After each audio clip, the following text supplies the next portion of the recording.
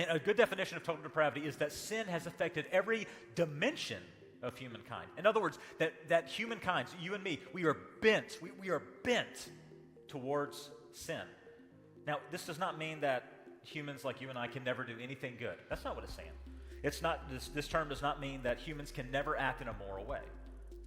Total depravity, properly defined, is that sin has affected every dimension of humankind, and that we are bent towards sin. I'll give you an example. Let me give you two examples.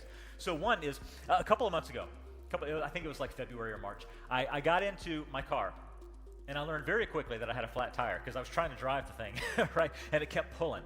And so what I did was I immediately thought of the first tire shop I could think of that's somewhat close by, which is Goodyear in Hummelstown. So I began to drive to Goodyear. And so I got in my car, and I had to hold that steering wheel hard because it was the front right tire. I had to hold that steering wheel hard because it kept trying to pull to the right.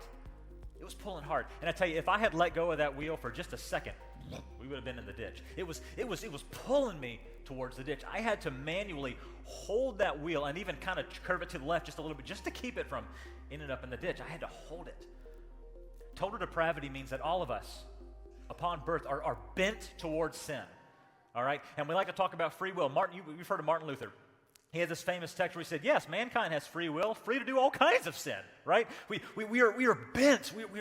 If God were to divinely let go of the wheel, we're going to end up in the ditch. Like, that's what total depravity means.